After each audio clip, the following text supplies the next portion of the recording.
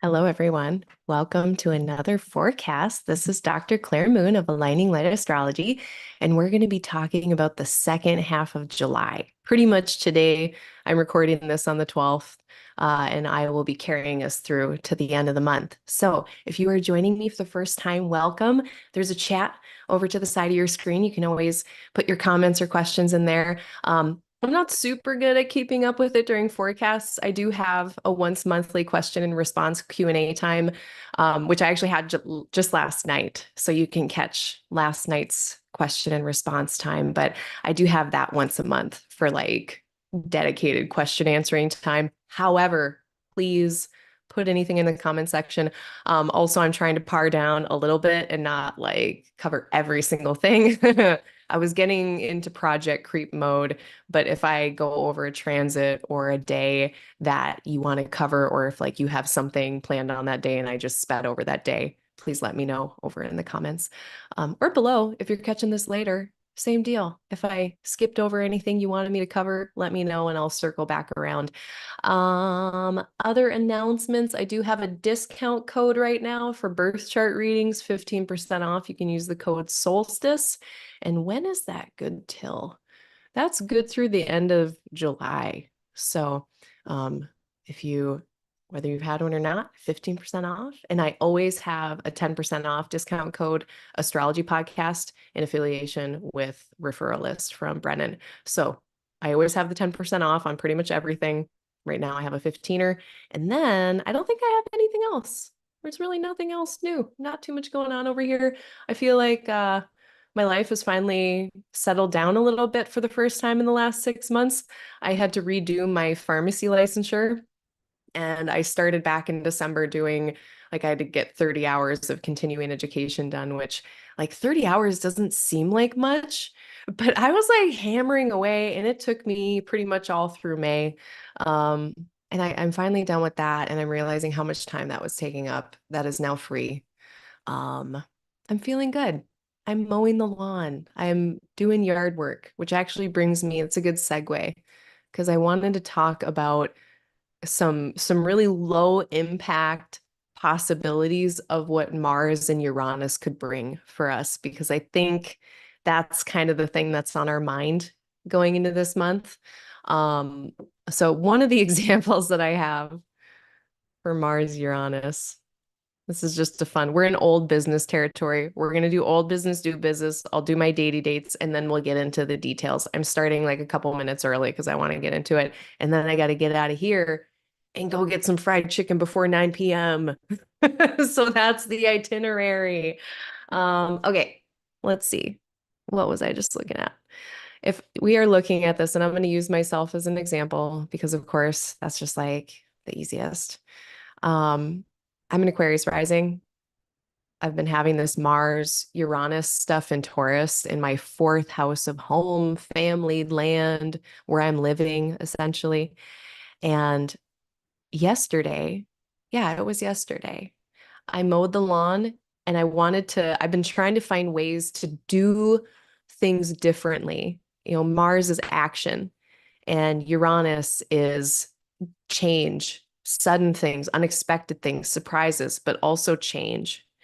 And so I've been trying to do things differently in my home. And one of the things that I did was I lowered the blade on the lawnmower so that the grass is a little shorter because I feel like it was too long still. And that was my new thing. That was pretty cool. Okay, another cute example. My partner, who is an Aries rising, this was in his second house, and he just found a perfectly great grill for free on the sidewalk.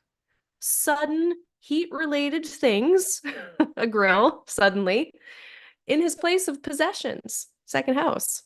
So if you want to just look at this as, you know, really just vivid, stereotypical Mars stuff. I mean, yeah, it could also be like a sudden conflict. So like pick your battles, but it can also very much be like sudden actions, doing actions differently in the house topics that they are. So I just wanted to offer that up as kind of something to chew on if our minds are getting concerned. Because I've, you know, it's kind of every time we have this, I mean, this has been happening every Every 2 years, Mars approximately comes around and does this. And yeah, it can be very disruptive. So I want to validate that, but there can also be some of the disruptions are cool. Some of the disruptions we choose, or they are solutions to a problem, or those types of things. If you have any examples, any Mars, Uranus in Taurus examples, I would love to hear them. Put them in the comment section below or to the side if you're here. But yeah, let me check in with the chat, see if anyone's here. I don't think anyone is yet. No. Oh, Kai's here. Hello. Welcome back. Uh, so yeah, let's do the dates of interest, and then I'm gonna bring up my old business. So dates of interest for July. We've already done some of these. Mercury entered Leo on the 2nd. I actually forgot to talk about Neptune retrograde last time. Figures, of course, Neptune. Neptune stationed retrograde on the 2nd of July. We had our Cancer new moon on the 5th. Venus just entered Leo on the 11th. And then on the 20th now, we're going to have Mars entering Gemini. We're going to have a Capricorn full moon on the 21st. The sun enters Leo. We enter Leo season. Happy Leo season. Meow meow on the 22nd. And then on the 25th, Mercury is entering Virgo. And I believe this is about the time at the end of July where Venus is going to start rising in the evening sky. So actually right here is a good example. If we want to look here at the horizon, Venus is still above the horizon after the sun sets, right? So the further, or so she must be setting. So then let's look. Oh no, no, she's rising.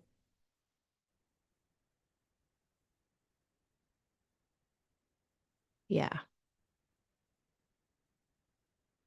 So by the end of July, depending on where you are, depending on your atmospheric conditions, your position on the globe, we might be able to start to see Venus after the sun sets over in the west. So keep your eyes peeled. You should be able to start to see her, our laughter loving queen.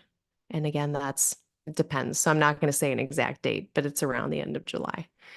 And then those are the main things. There is a benefic enclosure. I believe I mean, today's I think is over, but there is one today on the 12th. Let me actually just share this screen with you. Astro Seek's Benefic Enclosure, Malefic Lunar Enclosure Calculator. We can see we had one today. This is in universal time. So pretty long one, 20 hours. And anyone can look this up, by the way. This is free. This is on astroseek.com. This is what I always use, and I was too lazy to write it down. So just bringing you over into here. Yeah, it looks like it's pretty much all of the 12th. Well, the moon is between 0 degrees and 10 degrees. So if we go back to the circle chart, where is the moon? Today, right now. Oh yeah, she's just getting done with it. She's at 10 degrees. And then the next, we have a few. So let's just look at when these are. There's one on the 17th that is 8 hours long. That's going to be in the afternoon universal time on July 17th, and a benefic enclosure of the moon. That's when the moon, which is, when we look at the moon in transit, it's a planet that is the closest to us, or it's the object in the sky, the celestial being that is the closest to us on Earth. It is changing the most frequently. And so a lot of our regular lived experience, we can really just follow the moon. And so if you are paying attention to my transits, it's pretty much what I'm doing. So I'm just like, where is the moon? What are they experiencing today? That's probably what we'll be experiencing today. And oops, I'm starting to wear jewelry and I keep clacking it on stuff. Um, when the moon is in between the rays of the benefics, Jupiter and Venus, it's like that planet, in this case, the moon, is getting a hug from two very nice people who smell good and are kind. When the moon is in a malefic enclosure or besieged, is what was called in the Renaissance medieval tradition. Uh, when the moon is besieged, it's like they're being kind of sent these rays that are very extreme or intense or not as comfortable for the moon. It's like getting hugged by like two smelly people, basically, or two like people that are very like rough and it's not usually a good time. So looking at July, I mean, all these blue ones, they're all benefic enclosures. So these are all times where theoretically we should be able to go about our business and have pretty good results. So again, on July 12th today, on July 17th, more in the morning for the global west, afternoon for universal time, further east globally you go in the time zone that gets further and further into your evening. But that's like an 8 hour nice little window of time. On the 22nd, the benefic enclosure, it's so short, it's like an hour. So I don't even really want to count it. It's when the moon's going to be at 12, 13 degrees of Aquarius. And then on the 26th, we have another one that's about 8 hours long. And similarly to the 17th, it's going to be globally west. We're going to see it more in the morning. Universal time, it's going to be more in your afternoon. And then the further global east you get, that's going to be more in your evening, the nice weather on the 26th. So those are our nice little window, little pockets to do things when the moon is between 7 and 11 degrees of Sag, when the moon is between 12 and 13 degrees of Aquarius, and when the moon is between 13 and 18 degrees of Aries. Nice. I like this. I might keep doing it like this because then it kind of forces me, reminds me to go through all those little details. Um, and then on the 13th, I guess we're off and running. Before I do, let me go do my old business, new business, because I did have a couple general thoughts. But yeah, okay. We did our daily dates. We got our lunar enclosures. Okay. So kind of old businessy stuff. What I really noticed and have been enjoying is the fact that Mars and Saturn, they had been in this sextile where Mars was applying to Saturn, and it was like Mars was trying to do its stuff. And this was more, we can look back to like June, really a lot of June, a lot of June into July. Very productive. Like there was progress, I think, especially if we want to look at the Taurus and Pisces areas of our chart and the house topics there. Whenever Mars and Saturn are in this sextile energy, it's really constructive. It's like the motivation, the energy, the discipline, the reality. It's really coming together nicely. And that's great. But at the same time, when Mars is in this position, moving towards Saturn, it's like the tone that's louder is the delays, the hard work, the slowness of it, the barriers, the obstacles. That was very loud up until July 6th. July 6th is when Mars finally started to break away from Saturn a bit. So still in this really constructive sextile, but then Mars starting to break away a little bit. And so here, even if we want to think back to July 1st, now let's start talking about this Mars Uranus business that we're having this month. Not only do we want to paying attention to Mars moving into Uranus, but we also want to be paying attention to all the times that the moon is plugging into that. So here, maybe July 1st, we can start to look there and see if there's any action, anything interesting happening. And now we are in a position where the moon is about to come into an opposition with where they were on the 1st of July. But every time the moon is going to be pinging this, even though like by the time we get to July 16th, Mars is past Uranus, but the moon is really locking right into it again. So even though on July 16th, Mars is going to be separating from Uranus. So some of that sudden, unexpected stuff that there's some talk about online. Even though that is the case and Mars is starting to move away from that, so maybe there's a lessening of that, the moon hits it. And so I think it's going to be just as strong, just as active and lively, this Mars-Uranus stuff on the 16th. And then maybe once we get on like the 17th, it's starting to feel a little different. Then the moon will have a break from that kind of energy. And then, of course, we're going to get Mars into Gemini by the 20th. But all to say that the Mars Uranus kind of key dates to look for in terms of sudden unexpected things, disruptions, interruptions, having to be really flexible. We want to be extra, extra flexible then.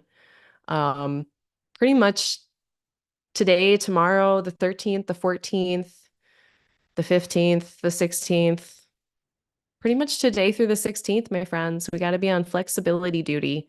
So, this is hard in Taurus. We're trying to make routines. It can be difficult. And so actually, the other thing I wanted to offer, besides lowering the blade on your lawnmower, if you're an Aquarius rising, or finding random things that are heat or Mars related, if you're an Aries rising, I think one thing that we could all do in the Taurus part of our chart is break habits.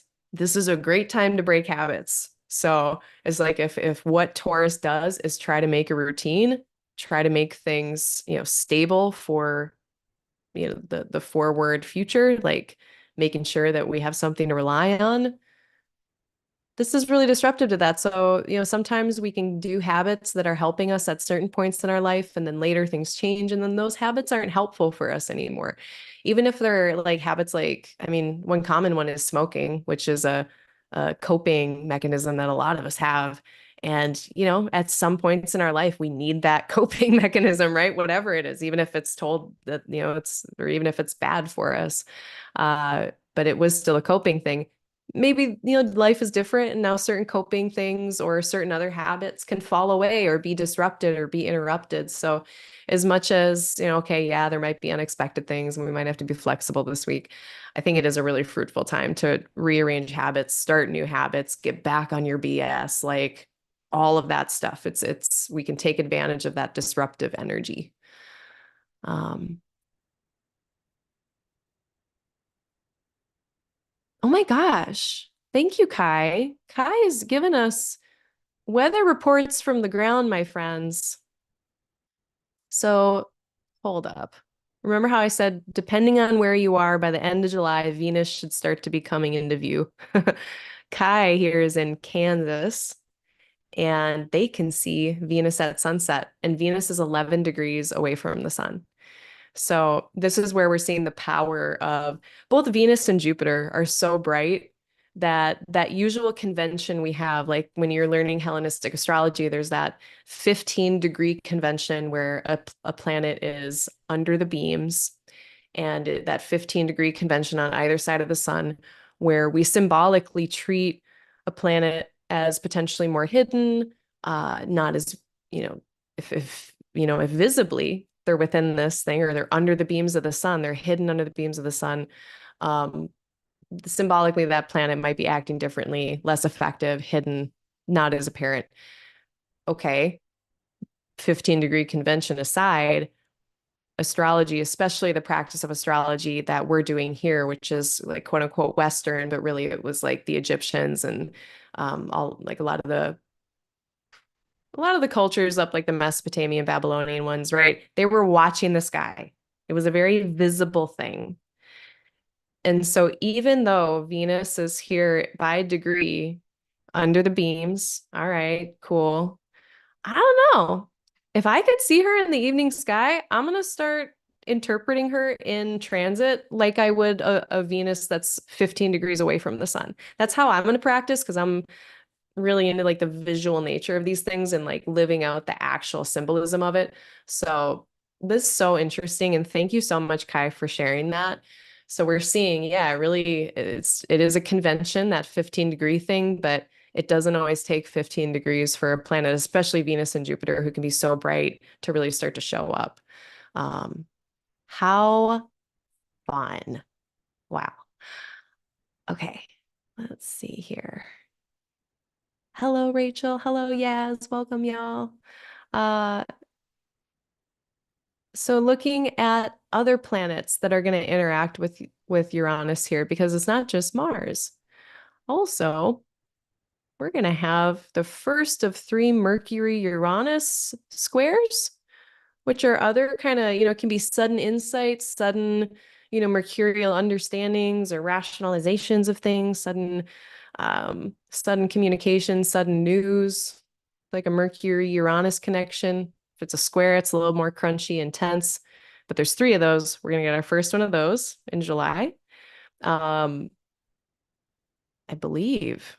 Will Venus get there? I think so.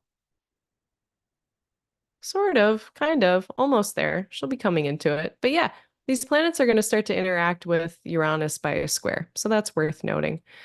Uh, Sun is in a sextile with Mars this month. So there's like a lot of energy in the sky. There is a lot of just like kind of get up and go energy. And yeah, I guess the kind of dates I had picked out to be really flexible around with Uranus energy was the 15th, the 18th, and the 21st. There is a nice Venus-Jupiter sextile the second half of the month. That's going on as well. And those are kind of the big notes. So there's like a lot of energy. Venus and Jupiter are connecting. So July, I mean, besides, some of this Uranian, like kind of the wild card energy this month, I mean, a lot of the sky is very fruitful, constructive, looking pretty neat. We don't really have to worry about these planets squaring Saturn, like Jupiter and Mars. They really start to square Saturn as we get into August. So July, I don't know if I could just say a general thing, seems relatively pretty okay. It's always there's a big asterisk there with your personal planets, depending on where this is hitting you.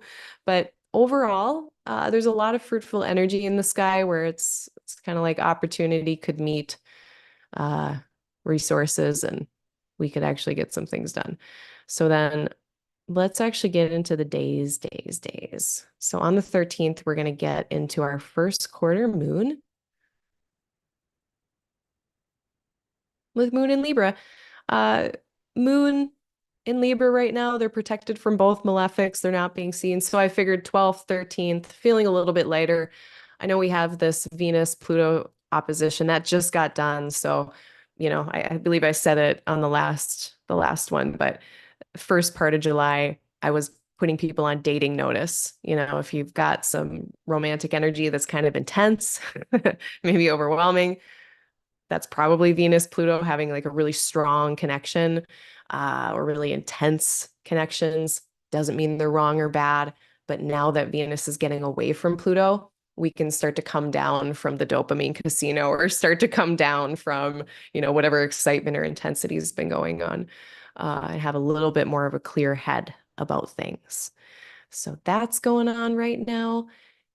And then we have, I mean, Mars and Uranus, they're within a degree by Saturday. So really like if you are taking actions and you are running into interruptions, it doesn't mean that you're on the wrong path. You might just have to find a different way around.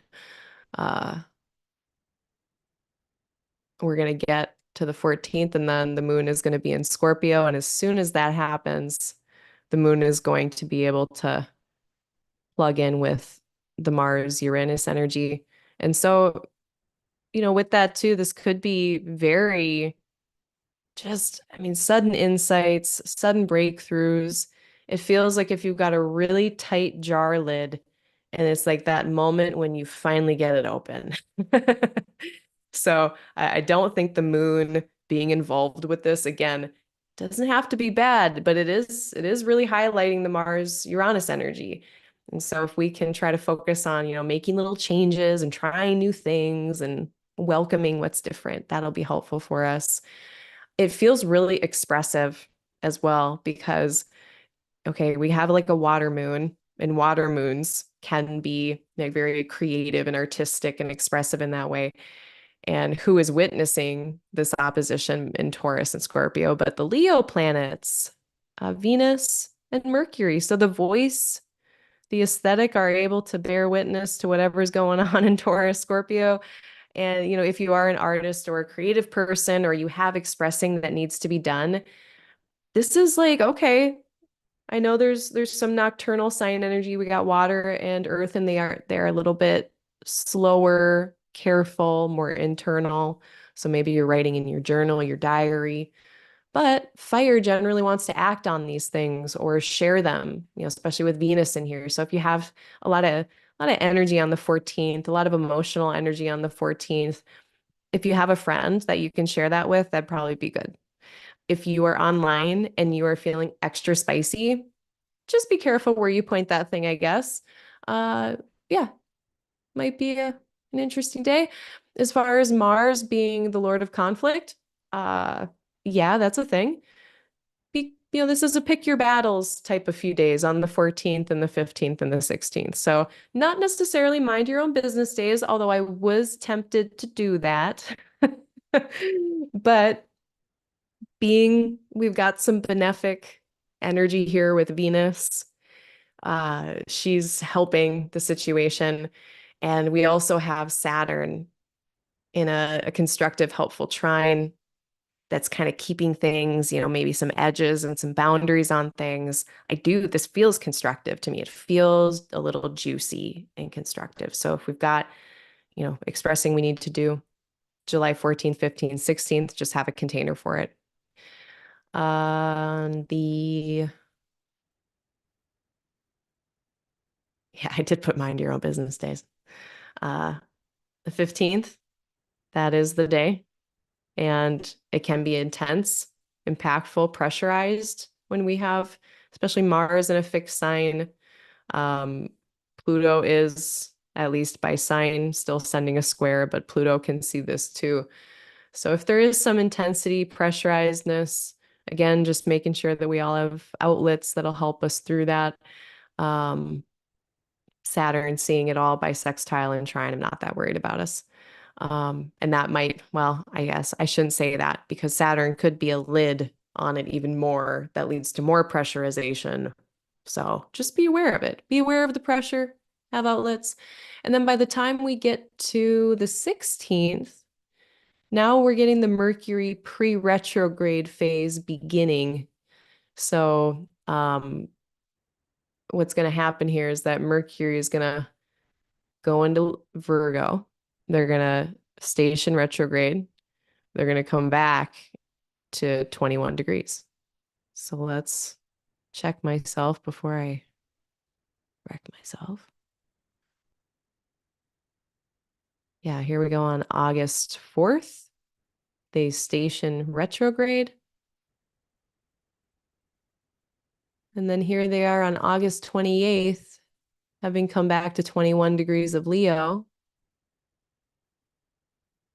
And then, well, if we look here now, we've got Mercury at 16.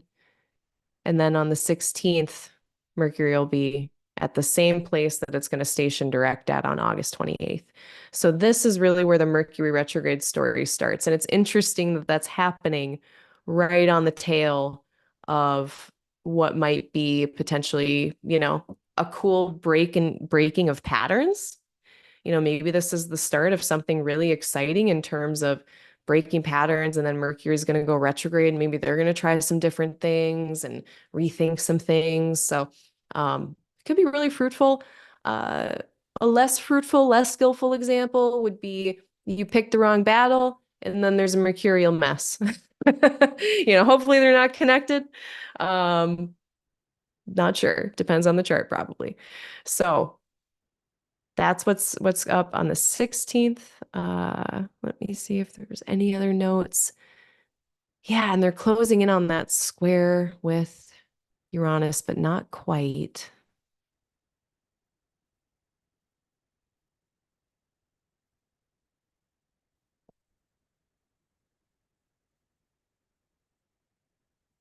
Yeah, and then I think pretty much is when the moon enters Sagittarius, so that's going to happen around 8:24 p.m. Central Time. We're going to get the moon in Sag, and that's going to be a vibe shift on the 16th. So this is pretty late in the day for most of the world. So let's just say the vibe shift happens for most of us on the 17th of July. The moon is going to take a departure from the intensity of the Mars Uranus stuff. At that point, the moon is going to be seen by both benefics, Jupiter and Venus. So that's going to be a lighter energy. Fire tends to be a little more of a buoyant, lighter energy than water. So that's going on with the moon. So later on the 16th, 17th starts to feel quite a bit lighter. Um,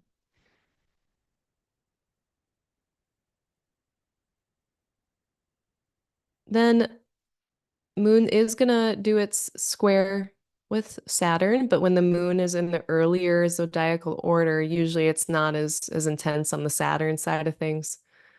So even though that's going on more like the 17th, there are some conversations that are a little bit more serious. So things are maybe a little heavy on the 15th, 16th. They lighten up on the 16th or later 16th on the 17th.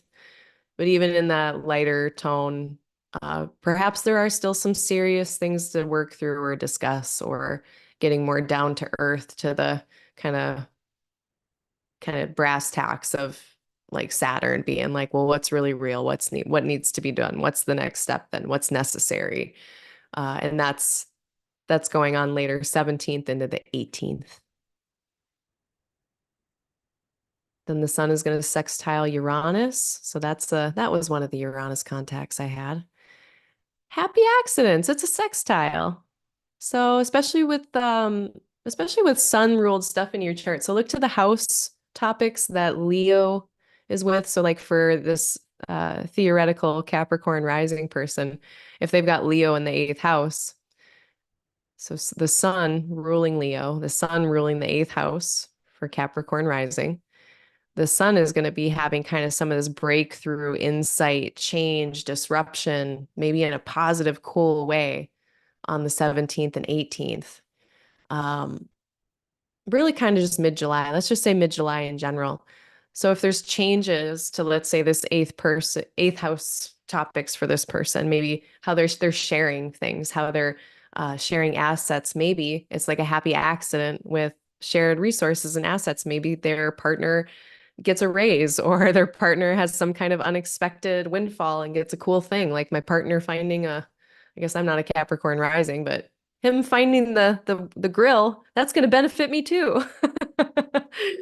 So what collaborations for this Capricorn rising person might have some breakthroughs or insights?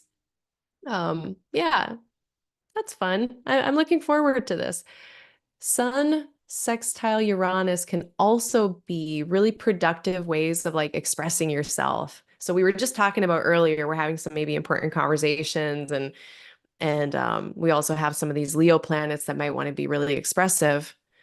We also have this energy of like, yeah, I can actually be authentic here and have it work out and have it work toward more harmony and more connection with people. That's what sextiles do, is they help with harmony and connection.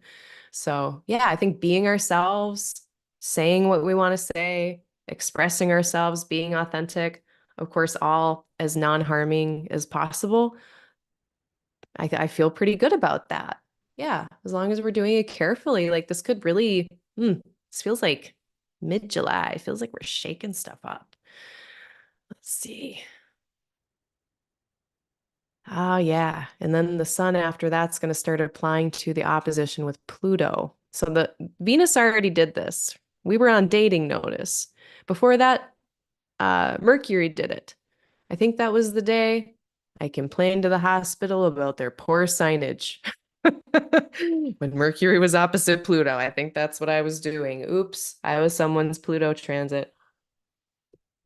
That was someone's Mercury Pluto transit.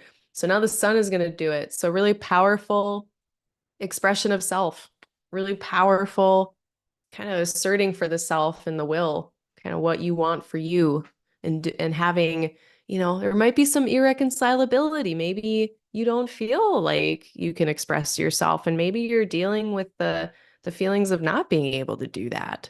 Maybe there's like sometimes Pluto can be just like an obstacle that is like totally immovable, just like totally out of your control. And then that feeling of disempowerment and a lack of control that can happen, that's like very difficult stuff to work with and deal with. That could be it. So sometimes there's that power struggling nature to Pluto sun, especially when they're in opposition like this.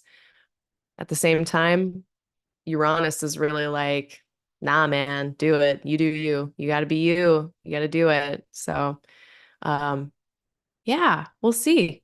We'll see what that ends up being like. I guess we're still on notice, I would say, for picking our battles then until after Sun gets past this Pluto opposition. So, I'm going to extend that notice of pick your battles wisely beyond July 16th all the way till July 24th. And then after that, feel free to be less careful. But yeah, that's the one thing with Pluto. Sometimes it can be power struggly stuff or like unfair dynamics, power dynamics, corruption. Um, Sometimes Pluto is uncovering of things. Sometimes Pluto is deep transformation, but the oppositional nature of this makes me think that it's not a simple story where it's of the nature of Saturn. So there could be something not quite easeful about the sun opposite Pluto. So, okay. Yeah, really being ourselves, maybe having a little bit of a difficulty doing that, but I think the rest of the sky really supports it. All right, so then let's go to the 20th. Mars is going to go into Gemini. So I guess just to summarize, today we've got this Libra moon. Then on the 14th, 15th, 16th, we're going to have a little heavier of an energy, maybe a little bit more pressurized, and all the fixed energy in the sky. Then things may be a little lighter, late 16th into the 17th. Some serious conversations, perhaps still working through things, but a little bit lighter. Then by the time we get to the 20th, we've got Sun applying to Pluto opposition. Really powerful energy, really powerful full moon coming in here. And then we also have Mars entering into Gemini. So at this point, I just kind of want to like lean back and squint a little bit. Because if I like make my vision kind of fuzzy, I'm actually gonna make my pen stick here for a minute. If I make this full moon pop out to us here, the full moon is with Pluto. And then even though there's like this sign boundary between Gemini and Taurus, I don't care, but there's kind of this cluster of Jupiter, Mars, Uranus. And that's in pretty nice sextile trine type energy here, right? So what I'm thinking is that Jupiter, Mars, and Uranus are like this group of mad scientist people who are just having all kinds of insights and breakthroughs and feeling very inspired and motivated to work through stuff. And that energy is locking in with this full moon very nicely. So whatever kind of obstacles Pluto is throwing in our way or seemingly just very powerful things or things we might not have control over, maybe that's what's going on. Or maybe you're just having these really powerful expressions of yourself or really just powerful kind of moments of authenticity coming in. And whatever they are, like the rest of the sky just appears to very much be supporting it. And even Saturn, who can be, delays or obstacles, that's in a nice kind of configuration with this as well. So this full moon, especially when Mars is kind of in this just powerful trine with Pluto. I mean, it just feels like a supercharged, very galvanizing energy where I think it's gonna feel really supportive. So I am looking forward to this part of time. Again, I know some volatility this month with Uranus, but it seems like so constructive. Um, okay. Yeah, I put, especially with Mars going into Gemini now, Mars with Uranus was already kind of jet fuel a little bit.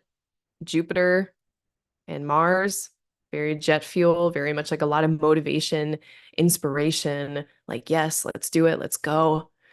And then when you add the Pluto trine to it, Then we're like talking space rocket fuel. We are going to the moon. So yeah, like this just feels very supercharged to me. And we've got some air signs. So like it might be on the intellectual plane, maybe we're really having a lot of understanding in our mind or whatever. Maybe we are working through really complex problems. Maybe we're making really big plans. So anything where we have to do a lot of cognitive kind of heavy lifting, um, brainstorming, figuring things out, sorting through things in an intellectual way, yes, or in a verbal way. Yeah, all of that. All of this is in air too, that we're talking with like Pluto, Jupiter, Mars.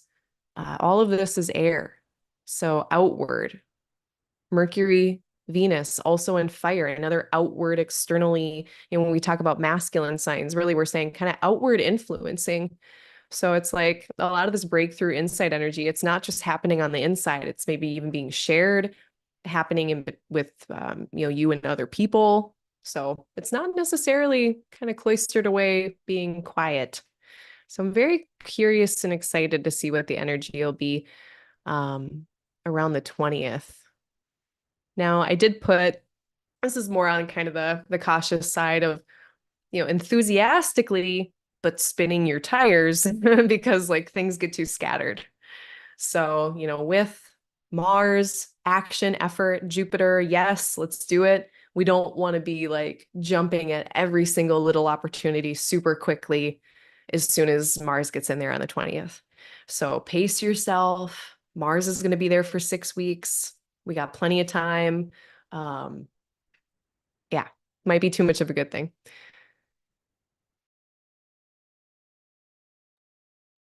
I'm going to see what the chat is talking about. And then I want to go back to that full moon in Capricorn because we're kind of in this interesting chunk of lunations that are all like Cancer, Capricorn. But let's see if anyone has any questions. Doesn't look like it.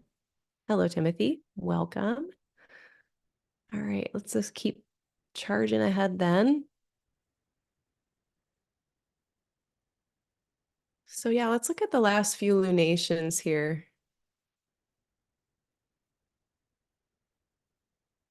So we had a Cancer new moon on July 5th, and we had a Capricorn full moon on June 21st.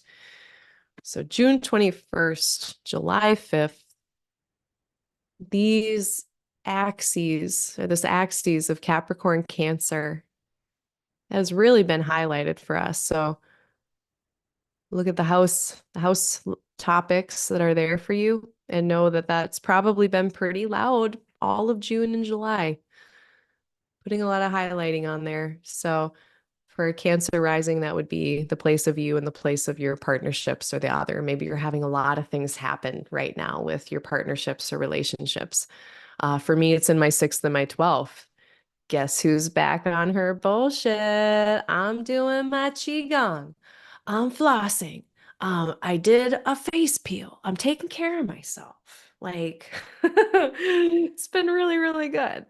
Um, I have a beautiful partner and he's been really sick for a while and he finally got medication today, or not today, but like this week. And so like I think he can chill, I can chill. So yeah, all my 6/12 stuff. Oh yeah, it's been alive, awake, alert, enthusiastic. So look at where all of that is for you. Look at the houses that Cancer and Capricorn are in. We're going to have the third of 3 of these lunations that are kind of hitting these places. And now I love it too, because it started at the first degree and it's ending at the last degree. Like, how perfect is that? It's really gone through the whole Capricorn Cancer journey. And so if I'm kind of bringing in the symbolism of the decans as I've learned it from Austin Coppock, um, when I think about Cancer, it's like that primal growth energy that we have, and the growing process and protecting what we're growing and nurturing it and nourishing it, whatever it is, baby, sprout, project, who knows? And then at the end, it's generosity and sharing it and sharing those gifts. And whatever we grow, then in Capricorn, we're finding, through all the change of a journey, we're finding a place to land and to build. And now whatever we're growing, we're trying to make it so that it's standing the test of time. And we're doing the Saturnian what endures type of energy. Uh, the two, the three, and the four of Pentacles, that kind of building up of material, kind of little civilizations, basically. I think about Jason Hawley. I love Jason Hawley's Capricorn lecture. I actually haven't talked about it in like 2 years, I think, but I went through a phase where like every single thing I was doing, I was like, have you listened to the lecture yet? Have you listened to the Capricorn lecture yet? It's very good. So good. But he talks about how like one of the gods from the Mesopotamian times, Enki, who was kind of who we had before Capricorn, they were in charge of fertility. They were a fertility god. They were in charge of tricks and trickery. I'm not going to get into that. But they were also in charge of civilization. It was like, how do we have all of these people together for the first time, like in human history? How do we have like 400,000 people together and make sure everyone's taken care of? We do the cancer thing and we do it sustainably for the test of time. So we're whatever in each of our little individual worlds, each of our little empires that we all have or whatever in our lives. Uh, yeah. How's that going for us, especially with these house topics? What are we building? Who are we building it with if you're a Cancer rising? Are we building something is going to be healthy? It isn't, we're not supposed to do the whole, if you're like a goat climbing a mountain, like that's not supposed to be limitless. Saturn is about limits. There's only so fast you can grow as like a company before things start to get sketchy. Like we see it all the time. This is when Capricorn goes wrong, when you've got a company like that has like customer service line. And like I've watched over years, like there was some insurance companies, like they had good customer service. And over the course of a decade, they got so big and you just watched their phone tree get bigger and more robotic. And it was harder and harder to get to an actual person. That's not how growth is supposed to go. There's supposed to be limits. So yeah, Capricorn, growth, sustainability, the long-term plan, the long game. Now we're having the final kind of thing of that here in July. And that's cool. It feels really constructive. Being we've got the malefics here, Mars and Saturn, more of these extreme energies, extra cold, extra hot, extra dry.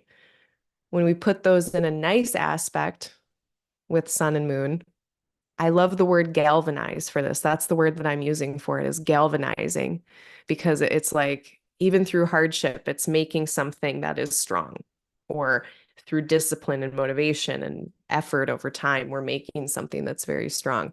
Pluto is here. So I don't know how that's going to show up for people, if that's going to be the difficult things with Pluto, if it's going to be more of the transformative things with Pluto, but Pluto's there too.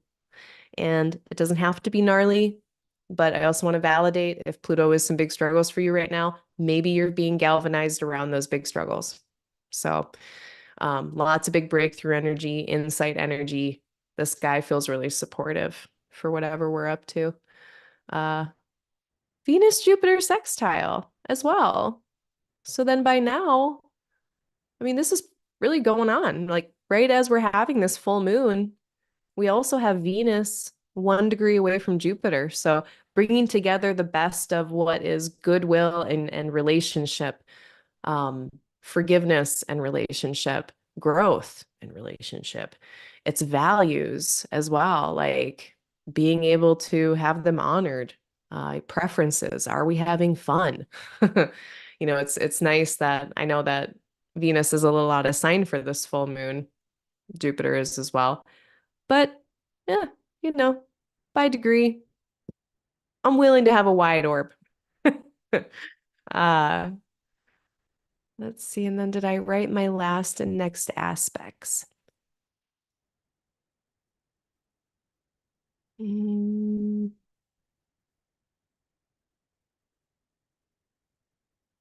I totally forgot to do that.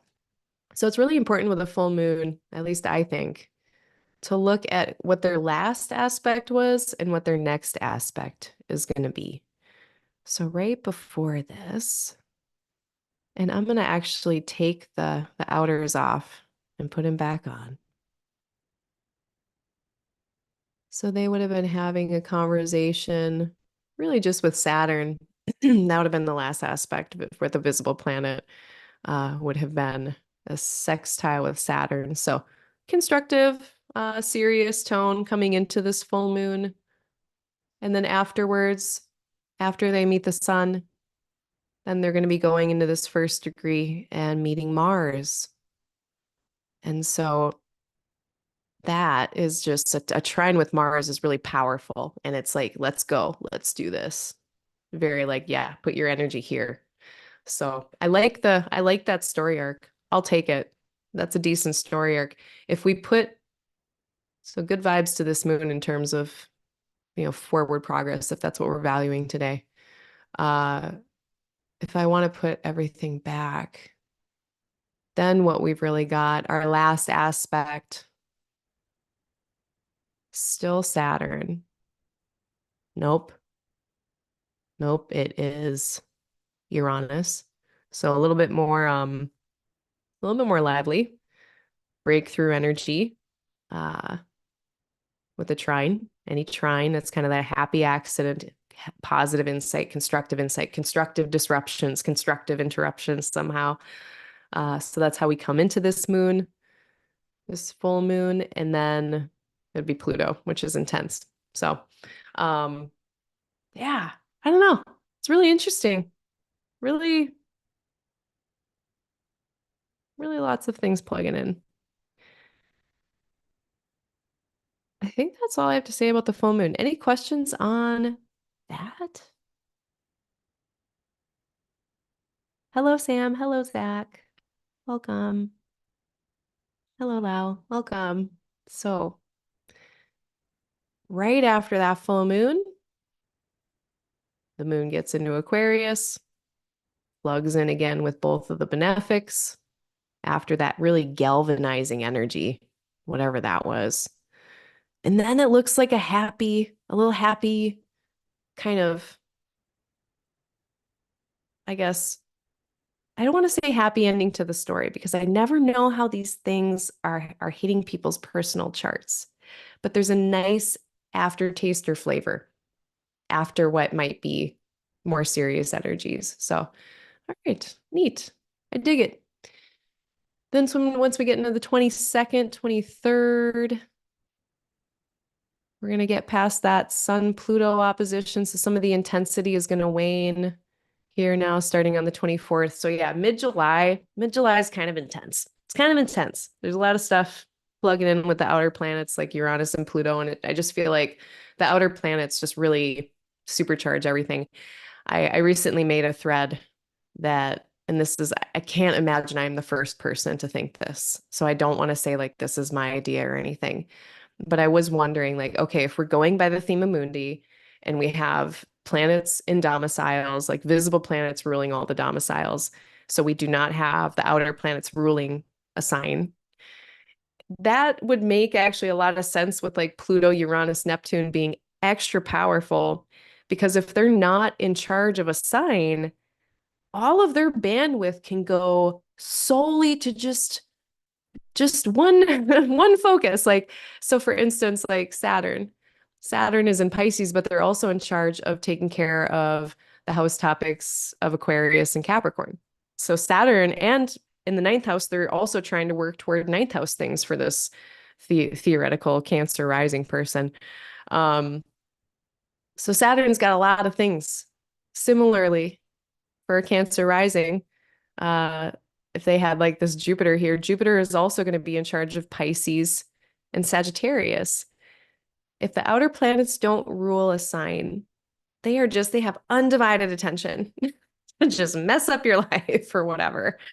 Um, so that's kind of like, is that why they're so powerful? Maybe it works. Maybe I have Thema Mundi confirmation bias. That could also be very true. I digress, but mid-July looks very interesting, looks very powerful. I think after we get the sun past Pluto, we get done with that full moon, I think things are going to chill out a little bit on the 24th and beyond comparatively to the middle of July.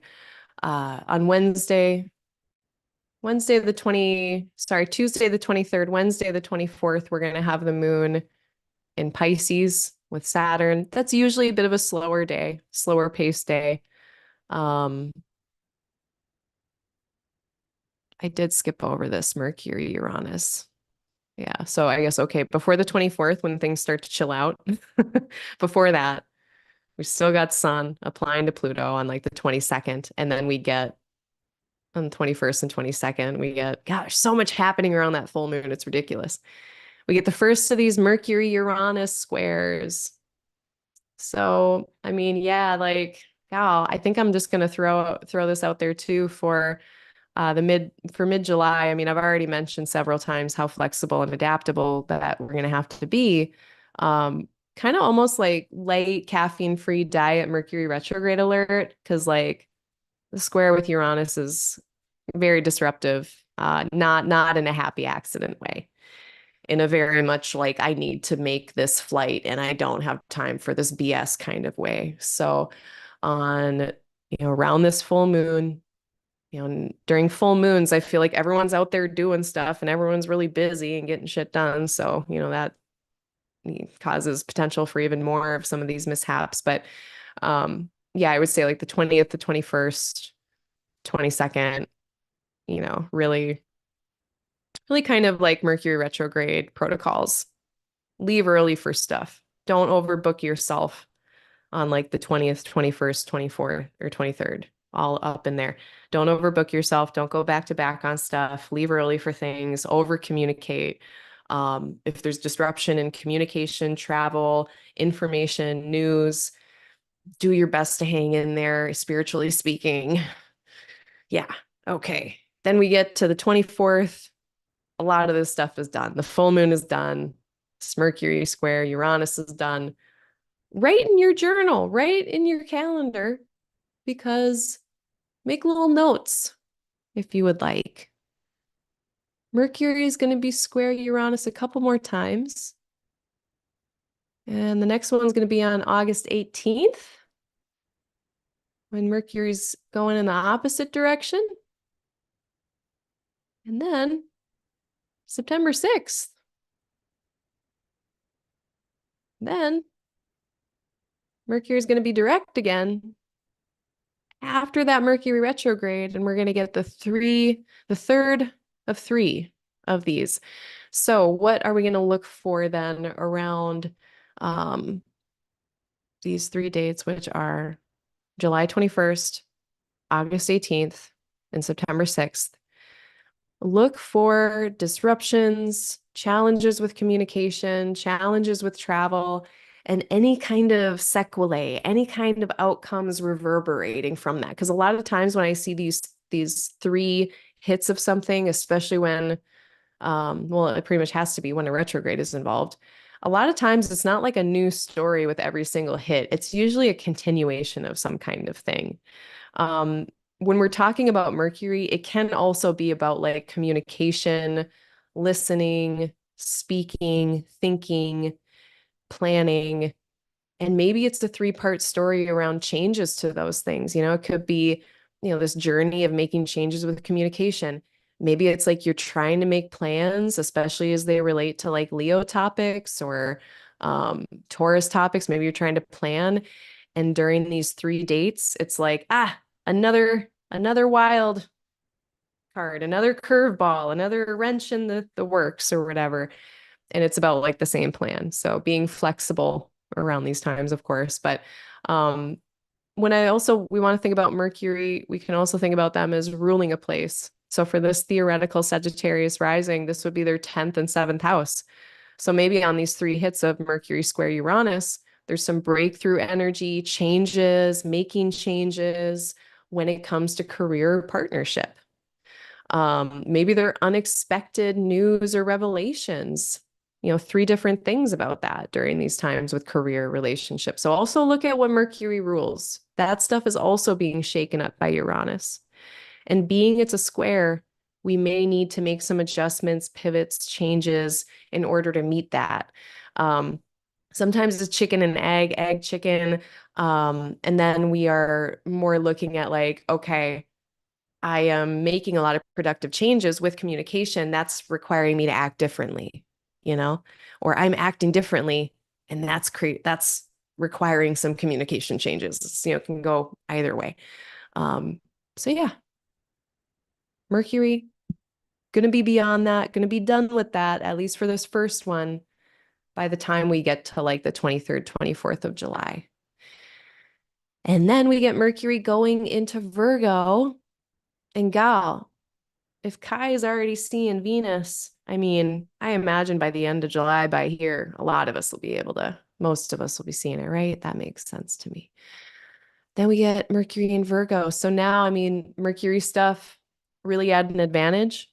So look at what house topics Mercury rules in your chart and go forth and do them. Also, another consequence of Mercury moving into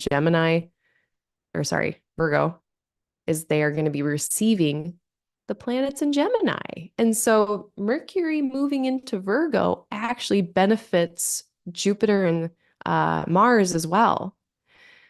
So this happens, actually, it's on the 25th, it looks like. Yeah, it's, well,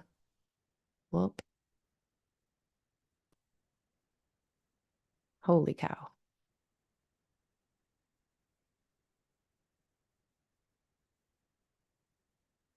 Here we go. July 25th at 5:41 p.m. Central Time. So that's going to be later in the day and the evening on the 25th for most of the global Eastern time zones, earlier in the day for like Hawaii, but mostly on the 25th. That's when Mercury moves into Virgo. That's when Mercury topics are going to be more at an advantage. And that's also when the planets in Gemini are going to be better managed. And so the Gemini parts of our chart, the Virgo parts of our chart, July 25th, going to be rocking really well. I know Mercury is starting to slow down. They're getting ready to station on, what is it, the 4th? Yeah. But it's still Mercury in Virgo. Might be slow going, but they're doing their job. So still a decent time for Mercury stuff.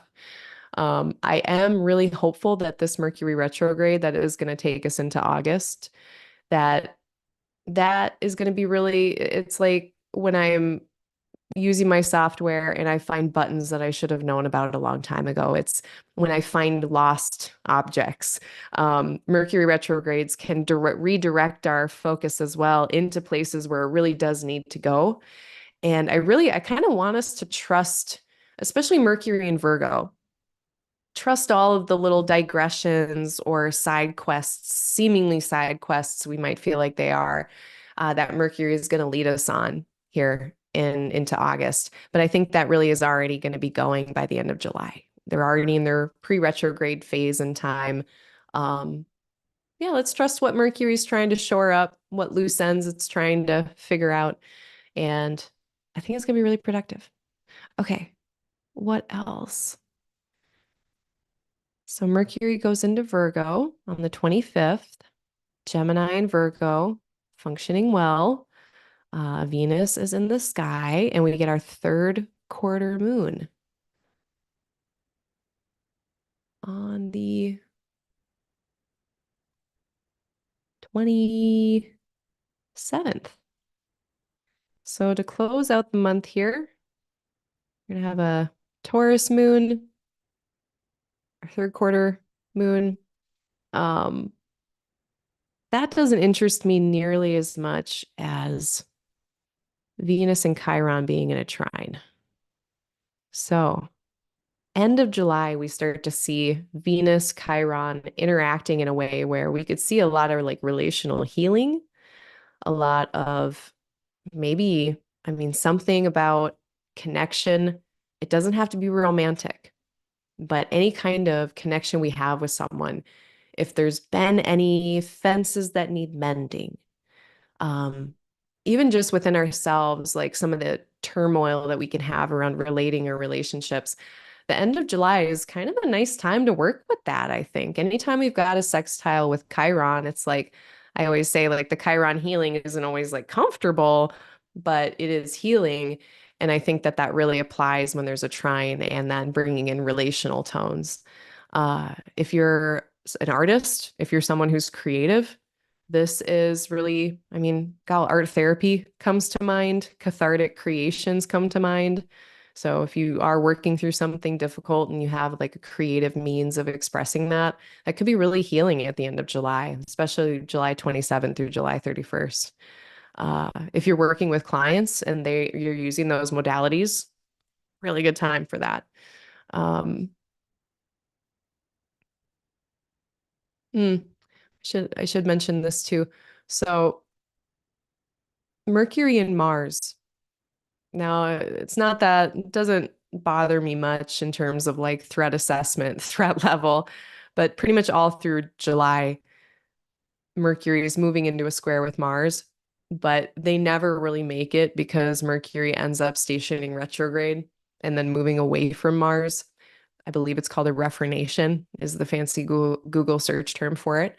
But being that, I mean, yes, Mercury moving into Mars and especially Mars being in that overcoming position, words could be sharp. So, let's just say, like, especially around July 15th, 16th, when we're having like that moon, Mercury, Mars, T square. Yeah, like in all of that expression, I do think we need outlets. I think we got to be expressing ourselves. It looks very constructive. If it's coming off harsh or sharp, by all means, like, back that thing up. And actually, I have a nice sutta for this, and this actually came up last night too for different reasons. I was talking about how to talk to astrology skeptics, and I gave a spiritual answer more than a arguments answer. Um, but there is, I'm going to link it below later, but it's essentially a little sutta that gives kind of a nice little checklist about how to know if you are in a good position to be discussing something with someone. And this is it's a pretty tall order that I rarely, if ever, maybe I've met this like once in my life. I don't know. But if you're expressing yourself in mid-July and there's a chance that something is sharp or harsh in a way that is not what you're intending. Because sometimes we can intend it, and sometimes we do need to be harsh and sharp and say things. It's needed. Um, if that's not what your goal is, here's the things that you can avoid. Hostility, being too sure or arrogant of yourself, looking for flaws in others, particularly taking glee in others' mistakes, taking glee in people's poor speaking, or taking glee in their confusion or defeat. If that's kind of in your vibe, it's probably not a good sign during these days. If other people are coming on with that really strong sharpness because of this Mercury Mars square, yeah, they might not be a good person to talk to that day. Um, Knowing the right time to talking and doing good consult is for the sake of knowledge and clarity. If that's the case, then that's a green flag. But then other red flags, okay, we talked about hostility and arrogance, being overly excited. I mean, that's usually like enthusiasm, excitement is one thing, but that can sometimes leak into anger or hostility. So we got to watch out for that. Contemptuousness, jealousy, and speaking from what you rightly know. So, Jupiter, Jupiter is a little compromised. When they're in Gemini, they're not always consistently coming from what they rightly know. Not to say if you have a Jupiter in Gemini, that doesn't mean that you're talking out of your buns or something most of the time, but just technically speaking, Jupiter and Gemini might have some facts wrong here and there, or it might have some extra facts that just don't matter, whatever it is. Yeah, just I guess, maybe fact check yourself before you wreck yourself mid-month. If other people are being wild, fact check them. Um, let's see. And then again, just to be clear, most people who have Jupiter and Gemini, they find cool ways to bring it together. That's not like needing to fact check yourself all the time. Um, yeah, not seizing on trivial mistakes and essentially not dunking on people. So the I can see with some of these intense energies the desire to dunk, but we might need to be on dunk alert mid-July. Um, mm, okay. I think that was the end of that digression. Let's see. Oh yeah. So Mars, Mercury square. Yeah, it never meets. So, okay, that whole thing about sharpness and intensity, I think we do need to be on watch for it. It's not like a threat level red. Dial it down to like a threat level yellow. But it's there. It is there. And eventually when they do meet, they actually meet in a sextile. So, I believe. So it's not even like, I think that's it, right? Yeah, they're gonna like meet in a sextile eventually. So, okay, that's going on. End of July, we've got Venus, Chiron, trine, beautiful healing with relationship, art therapy, cathartic arts, something like that. Um,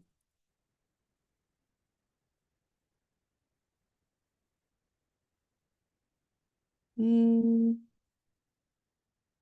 End of the month, we got a Gemini moon. Gemini moon, I mean, now this is going to be kind of interesting because recently, we've been, of course, getting squares from Saturn, which are kind of a drag. They slow things down a little bit. Now that Jupiter's in here, we get a little bit more buoyancy and optimism to combat what has usually been kind of a slog. Every month, we get 2.5 days where, well, at least a day where the moon is running into this overcoming square from Saturn, Lord of rejection, loss, decrease, delay, obstacles. Um, Now that Mars is in here, no, though, it's like even more desire to move forward, take the action, make the decision, go ahead, do it. And now all of that is kind of running up against this Saturn square. So when the moon is with Mars in Gemini here and Jupiter is in Gemini with them, this whole thing looks really fun and energetic and lively and like, yeah, I don't know. It looks fun. It also looks like smart and like very intellectually productive, I guess.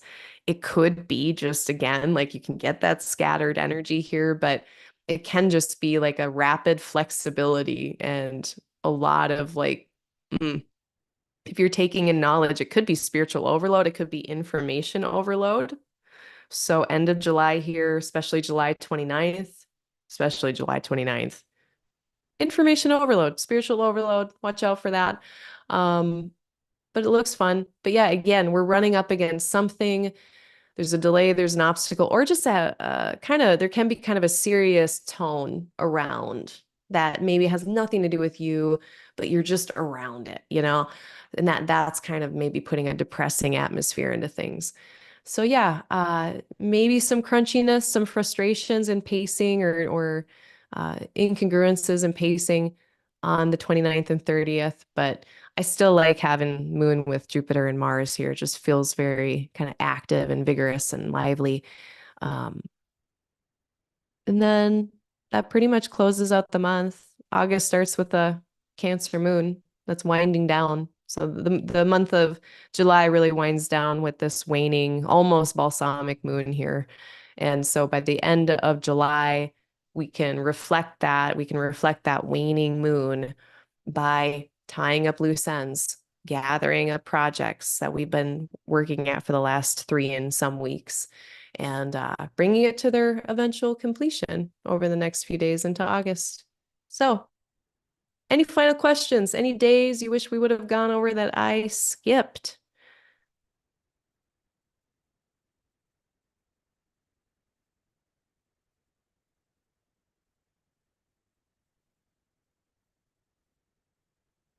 Mm, got a question about Mercury retrograde here. Virgo rising. Hi. Yay, moms. Um, Virgo rising. Okay, let me bring it over there.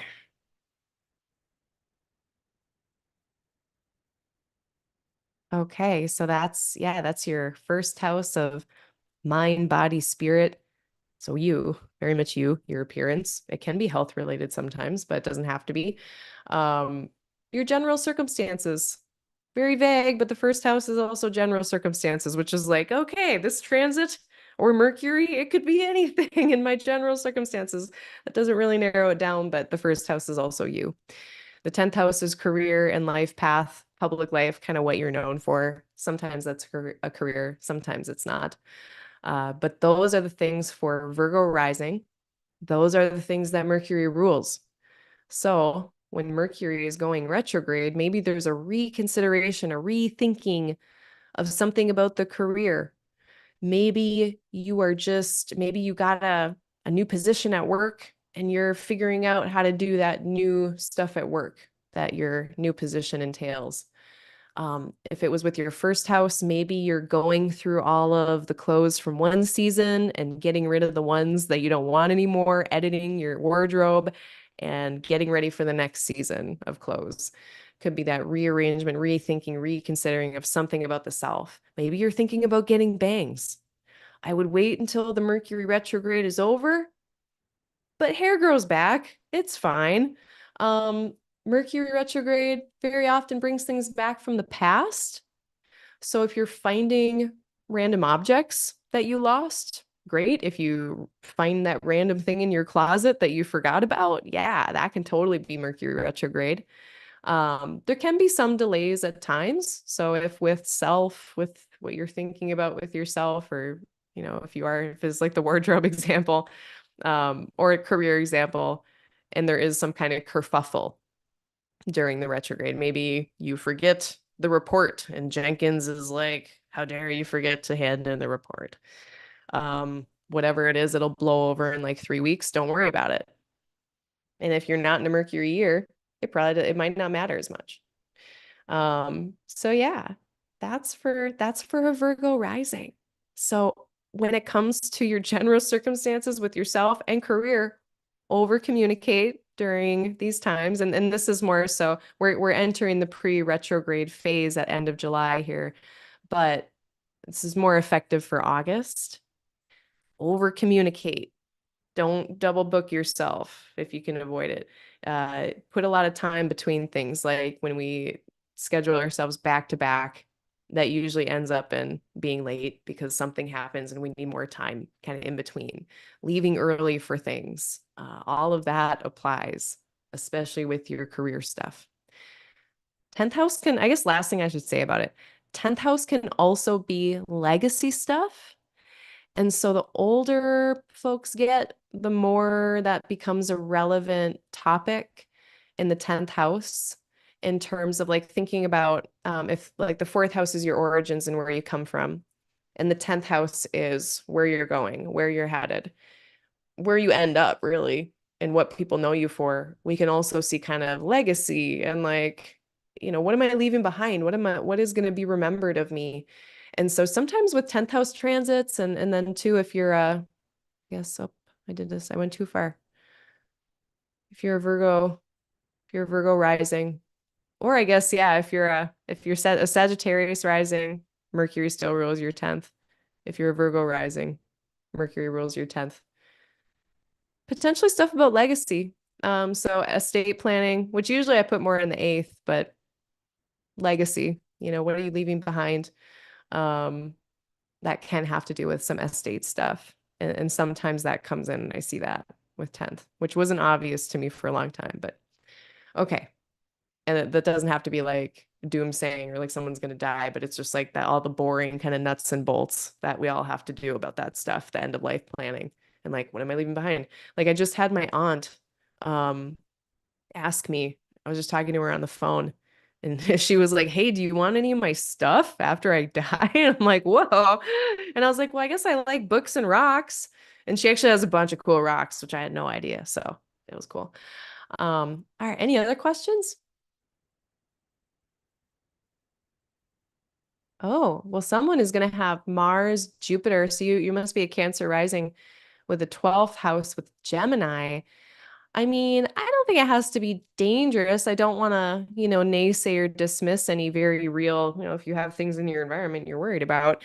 Um, what this could be, I mean, a lot of mental restlessness, perhaps. If I think about the 12th house being mental health, emotional health, spiritual health practices, knowledge, all of that.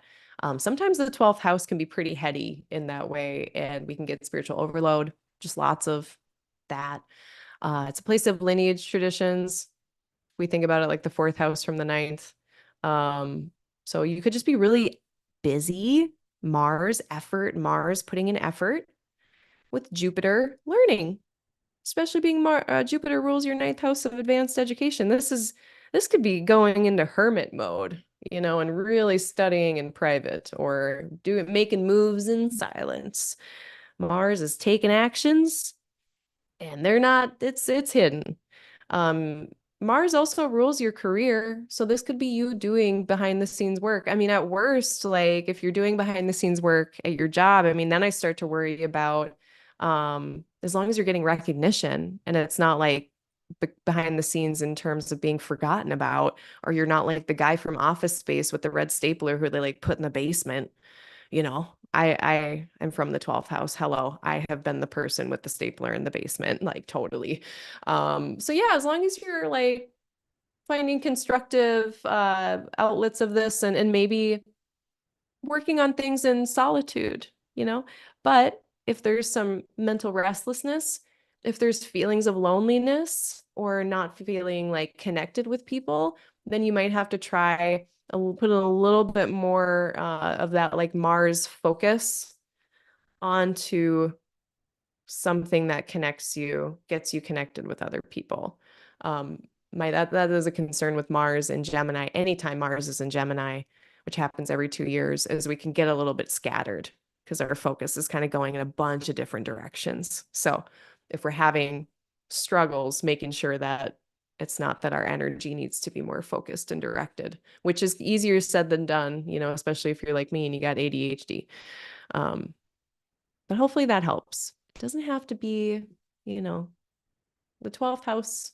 eh, I don't recommend it, but it doesn't always have to be bad.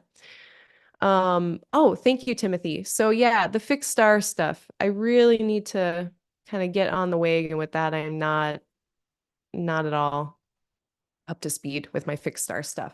However, there is a star called Algol, which I can bring up. I'm just going to bring it up.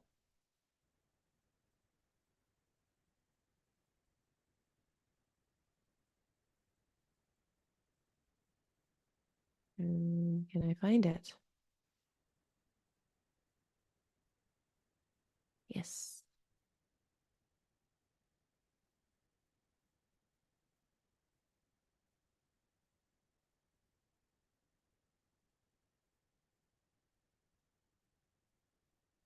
Okay. So Algol. Oh, it still didn't come up. Okay, I give up. But it's here. It's at the end of Taurus. Algol is a fixed star over in the constellation it of Taurus. It has several different kind of meanings that all converge around. You're going to hear a lot on the internet about people losing their head. And part of this comes from like there was a myth about Medusa. I don't know the exact connection, but Medusa had something to do with like I think we had like her head got chopped off or something like that. Like, and then there's even stuff about like Medusa. Were they like a gorgon from birth, or was this like a woman that got like turned into what was perceived as like a monster? And so there's these myths around like women or feminine presenting energy and monstrous energy, or the dark feminine, even I've heard some people talk about with this, or, some kind of intense kind of feminine power. That's kind of part of what I get out of it. There's this other part about just like straight up losing your heads being cut off, stuff like that. Pretty violent, pretty rough. Probably should have given a trigger warning, content warning. Um, it's intense. I can't really put it in any other word in any other way. And I have noticed that. I've been watching, like this is I think the third time now. I'm really paying attention as Mars is moving through Taurus. And yeah, like tempers flaring. And I would say that in any part of Taurus, not not in terms of that like people with Mars and Taurus have a temper, but any planet in Taurus sometimes gets a little hidden under the surface. It's like so chill that like things aren't expressed or let out. It's almost like wanting to keep the peace so bad that sometimes expressions or desires aren't really experienced or let out. And so with Mars, what might not be honored or let out might be our energy, our anger, our assertion, advocating for ourselves, asserting for ourselves. And so if that's like flaring up or flaring out, sometimes it can look like these big displays of rage. Um, when really, I mean, and I think this is part of the myth, looking at it from more of like a trauma-informed perspective is like usually, especially if it's a woman, if they're that mad, there's probably a good reason. Someone probably pissed her off enough over and over and over again, most of the time. So I'm making a lot of generalizations, but it's like, okay, who's really the monster here in these Algol or Medusa stories? I don't know. But there's fixed star stuff all about it. Other people who are better at fixed star stuff than me. Amaya Rourke, great with fixed star stuff. Austin Coppock, I have not taken his classes. I learned from Chris Brennan. I know Austin does put in more of his stuff in his teaching about fixed stars because it is a really important thing. It's like the ancients believed that there were the planets that had their spheres of influence. And then above that, in the firmament, there were all of the fixed kind of, there was the royal stars, but that was like more of this out there celestial, very godlike deity type of energy, even beyond the planets. And so the fixed stars end up being extra powerful. They don't move. So it's just like this very fixed, concentrated power when we're looking at a fixed star. And so my orb is usually smaller as well. Um, so yeah, definitely go check out Amaya Rourke's work on that. I know there's others like Sasha Ravich, and people were just talking about this on Threads. Oh my God, I literally just saw this. I think Heavy Metal Astro on Threads is versed in fixed stars. But yeah, it's a gap in my knowledge right now that I it's on my list of things to do to fill. But yeah, it imparts flavors, and it is really close to this 24 or 26. It's right around here. So it's within orb. And so this, I mean, practical advice, if we're having this very powerful disruptive energy here, um, of breaking patterns that need to be broken. Uh, I mean, can we do that just as safely and carefully as possible? Because if there's all this really kind of violent tone around Algol and just like intensity, deep, deep intensity, that I think practically on the ground, that means we just have to take care of ourselves all the better. So as we go into mid-July, really taking care of ourselves, being really gingerly, carefully taking care of each other, because some of us might be having in certain parts of our lives some really big upheavals potentially. I think for some of us, it really isn't going to hit us in that kind of disruptive, ugly way. I think a lot of us, it is going to be breakthrough energy in a positive, constructive way. So I don't think it's necessarily going to be a bad thing. Um, I think that's all I have to say about it. Yeah, but thank you for bringing that in. That's really important to consider. And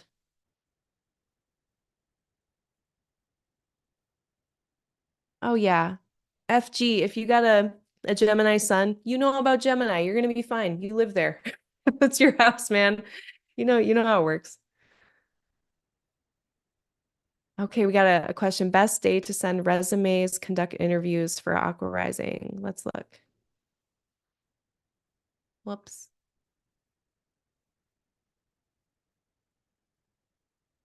Okay. So,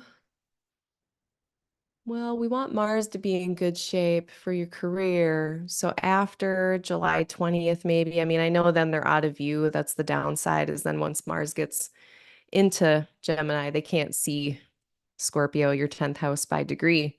However, they can see, or by a sign, but they can see, no, they can't see your sixth either. That being said, they are now away from what is really disruptive. And the Lord of your career stuff is going to be with Jupiter, which I do like. So potentially better luck after July 20th. I would not do it with the moon with Saturn. So this then not the 23rd. Uh, Most of the 24th is kind of out. Not the 16th, not the 17th.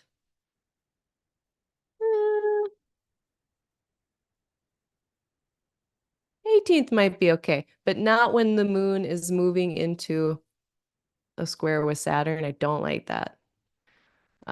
Sometimes it's easier to tell people when not to do things versus when to do things. Um, but yeah, let's see. Yeah, and I guess not on July 30th when when the moon is going to be applying to Saturn from the other side. So yeah, if you can just work around those dates, that would be my best guess. Um,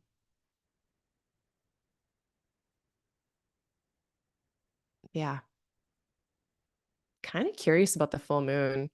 Looks kind of good around there. I know it's like your 12th house, but it can see your 6th, it can see your 10th. Uh, might not be. Full moon might be fine. But yeah, I want to avoid Saturn, Lord of rejection and unemployment. Let's avoid them.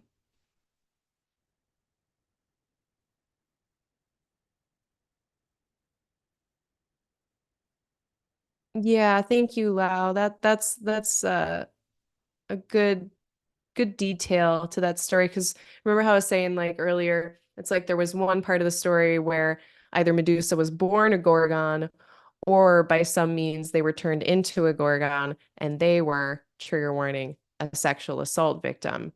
Of course, that's very in the patriarchal cultural lens and context of a lot of the last, I don't know, several millennia. Um, and so this makes sense. So when we're looking at how, and this is why it's so important to know the ancient kind of view of these things and why they were making up myths the way that they were and what those myths were about. Um, and how like this is Medusa really the problem here? And if they saw it as, but then at the same time, whatever they were like whatever was happening down here, they were trying to pair it with whatever they were thinking in terms of archetypal stories. Even if those like archetypal stories are totally effed up and in my mind just like gross and blah, there's so many of them. Um, like maybe we can just say if that's what they reflected on as far as what was upheaval, what was violent, what was um, untoward about Algol, that energy might still hold though. Even if their myth around is really weird, maybe what we can focus on is the energy that they were associating that weird representation that, oh, they had to go on this kind of very victim shamey, woman hating route. But what was really there was some kind of energy that they were trying to describe with a myth. So I do think we can still say, oh, okay, yeah, some kind of gnarly, intense, extreme energies that we have to be careful around. And I think that's where I would kind of have to leave it. Um, oh, no, not Athena. Oh, man, what a disappointment. Ah, man. See, some of these myths, that's why like it is pretty hard sometimes, especially if you're like of marginalized identities to be reading some of this ancient stuff because yeah, it's not a good time for most people who aren't, I mean, gal, has much changed. I don't know. I'm not going to go down the nihilism road. Where's the moon? The moon is in Libra. We're gonna be I'm gonna be chill. But yeah, no, really good algol conversation.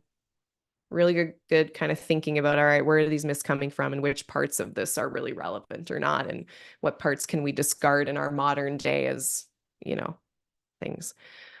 Any final questions? Any other days that we should look at? Last call.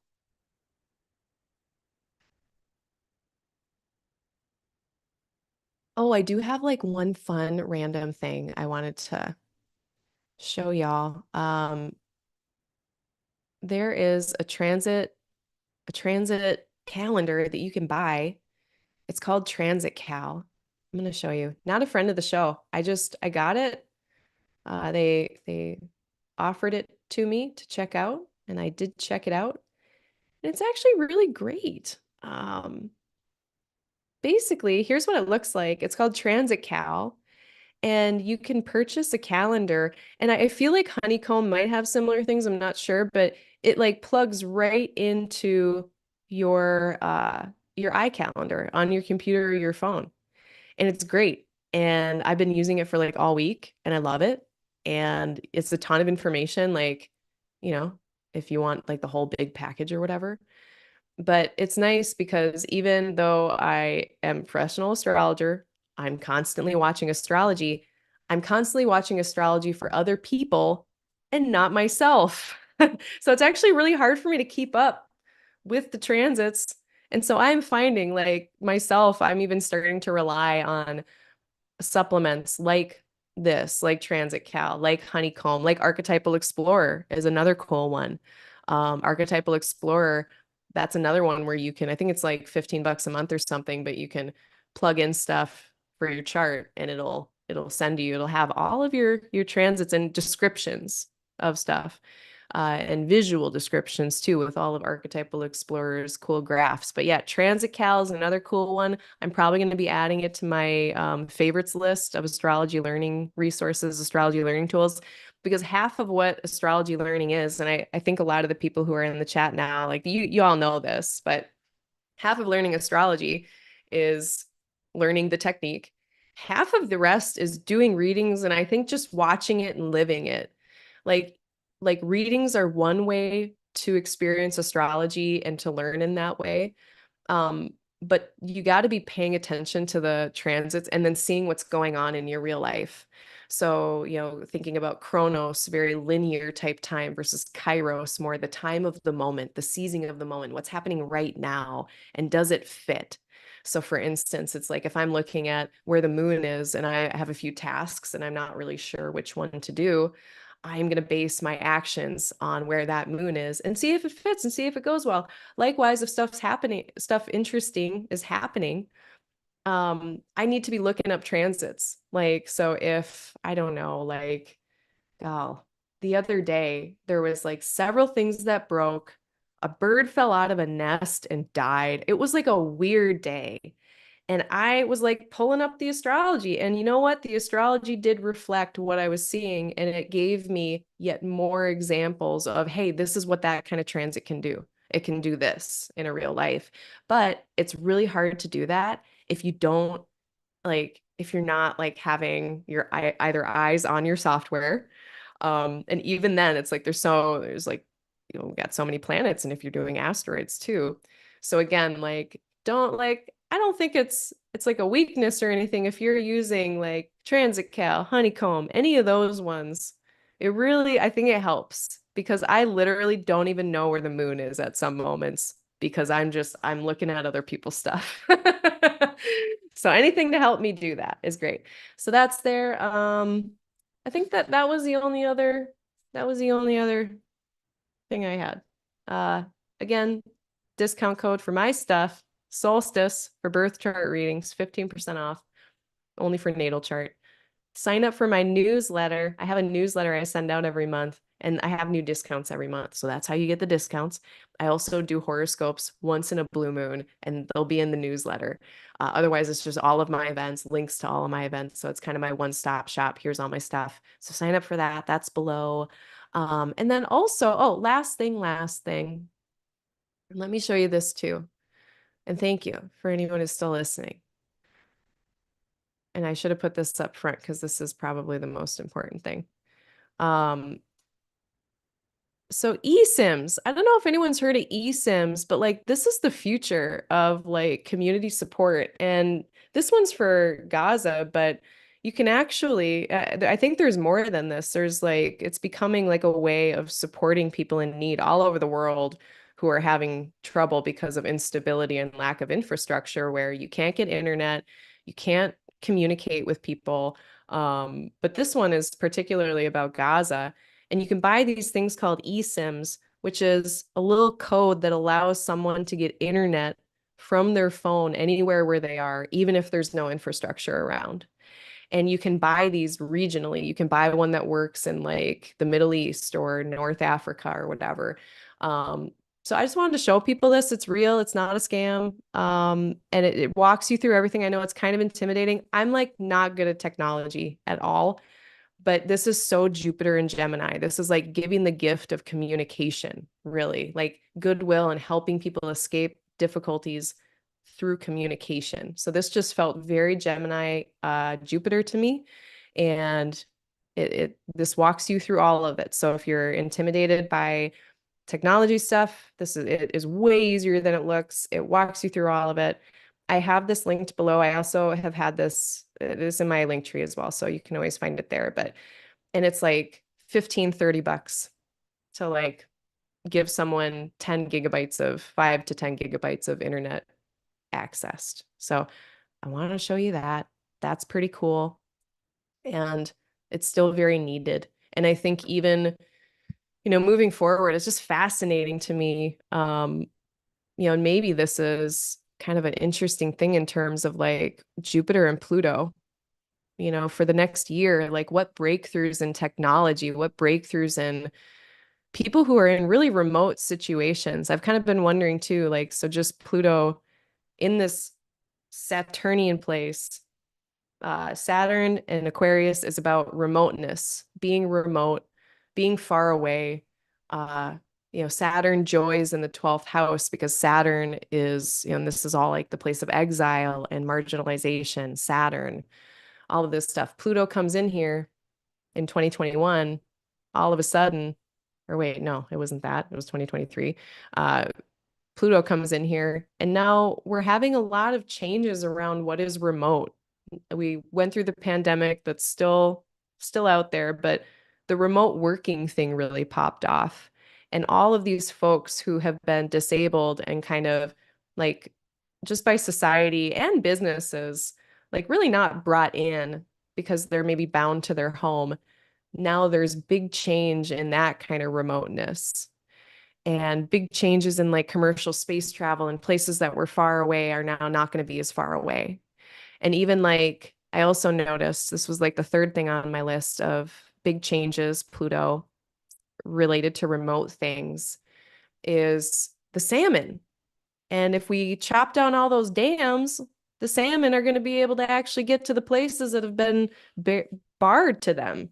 So they're going to be able to move and make space and get to places that have been remote. And then for this year, especially Jupiter being in a trine with all of that, there's so much opportunity this year to like, just like make big changes and in the name of liberation. And this one felt especially fitting. So helping people communicate, people who are really remote, really isolated, really, really, really. So let's use Jupiter and Pluto for that, at least. All right, I am done. Thank you so much, everyone. Hit the like button, hit the subscribe if you're wanting to keep up with this. And I wish you all the best for the rest of July. The next time I'm going to be doing this for August, I'm going to be doing that. Oh gosh. Let's say July 29th on Monday, July 29th at 12 p.m. Central Time. So I've been doing these at nighttime recently. It's just shaken out that way. The next one's going to be at noon. So I'll actually be available if you're in a different time zone that's not late. So that's going to be Monday, July 29th. We're going to talk about August part 1. And until then, best wishes. Doesn't look like anyone has any questions. I think. Nope.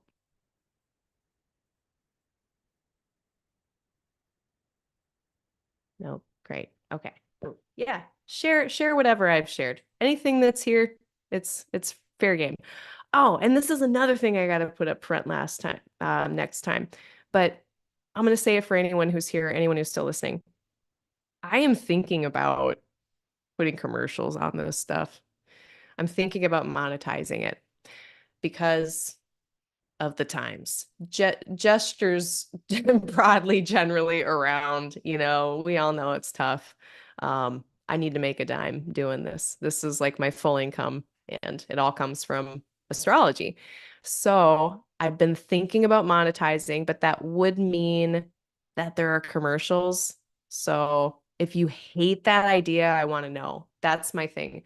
I'm going to put out a poll on different places to see how people feel about it.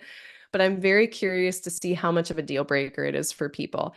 I know that when I'm listening to podcasts, I personally, I mean, yeah, it's annoying. Like, I try to not listen to podcasts and stuff in the shower, but sometimes I do. And if there's a commercial, it's the worst. So like if it's a deal breaker for you, I do kind of want to know like how big of a deal are commercials on YouTube content for you or podcasts. So yeah, I'm thinking about it, but I like this to be somewhat of a informed process. I don't like to make big changes like that without knowing what people think. So let me know if you want to. I appreciate that. Okay, that's all I got. I'm gonna run away. I'm gonna try to get fried chicken. All right, see you later, everyone.